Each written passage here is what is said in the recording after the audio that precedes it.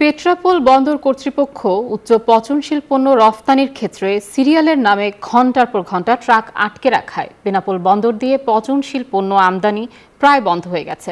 ফলে বিকল্প বন্দরে যেতে বাধ্য হচ্ছেন আমদানিকারকরা। এতে বেনাপোল কাস্টমস হাউসের রাজস্ব আয়ে বড় ধরনের প্রভাব পড়ছে, কেননা রাজস্ব আয়ের একটা বড় অংশ আসে পচনশীল পণ্য আমদানি থেকে। বেনাপোল প্রতিনিধি বকুল মাহবুবের তথ্যচিত্রে ডেস্ক রিপোর্ট। ভারত থেকে পচনশীল পণ্যের বড় অংশ আমদানি হয় বেনাপোল বন্দর দিয়ে, যার মধ্যে ফল, মাছ, সবজি, ক্যাপসিকাম, কাঁচামরিচ সহ বিভিন্ন পণ্য রয়েছে। বিকাশে কম খরচে ক্যাশ আউটের লিমিট বেড়ে 50,000, প্রিয় এজেন্টও 2টা।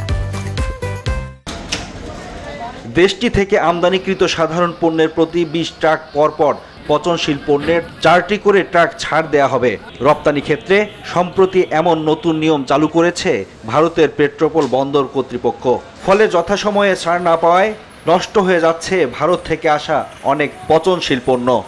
পণ্য আমদানিতে দেরি হচ্ছে, পণ্য পচে যাচ্ছে। এর কারণে আমরা আমদানিকারক এবং ব্যবসায়ীরা প্রচন্ডভাবে ক্ষতিগ্রস্ত হচ্ছে। টাকাও নিচ্ছে এবং বিভিন্ন হয়রানিমূলক কাজ করতেছে। বিধায় আমদানিকারকরা অন্য পোর্টে মুখ ঘুরায় নিয়েছে। নিয়ম অনুযায়ী 63 ধরনের পচনশীল পণ্যের শুল্কায়ন সহ সব কর্মকাণ্ড দ্রুত শেষ করার কথা থাকলেও তা মানা হচ্ছে না বলে অভিযোগ ব্যবসায়ীদের। এসব কারণে বেনাপোল বন্দর থেকে মুখ ফিরিয়ে নিচ্ছেন আমদানিকারকরা। যে কোনো মূল্যে 3টে পর্যন্ত প্যারিসেবল ঢুকবে, বাকি 3 ঘন্টার মধ্যে অ্যাসেসমেন্ট কমপ্লিট করলে আর এই জটিলতা থাকে না। যে কোনো সময় ব্যবসা বান্ধব পরিবেশ হুমকির সম্মুখীন হবে বলে বিভিন্ন স্টেক হোল্ডার প্রধান হিসেবে আমরা যে দায়িত্ব পালন করছি সেটা আমরা আশঙ্কা করছি। মাসখানেক আগেও পেট্রাপোল বন্দর দিয়ে প্রতিদিন 100 থেকে 150 ট্রাক পচনশীল পণ্য আমদানি হতো।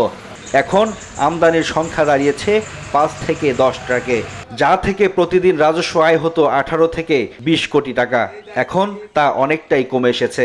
গাড়ির সিরিয়ালের নামে এক ধরনের জটিলতার খবর আমরা পেয়েছি, যে কারণে অনেক গাড়ি এখন কম ঢুকছে এবং আমদানিকারকরা তাদের সুবিধার্থে অন্য কোনো পোর্টের দিকে চলে যাচ্ছে।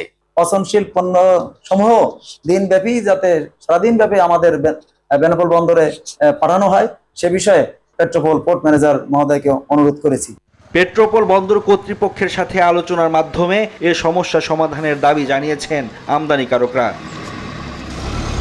Desk report, news 24।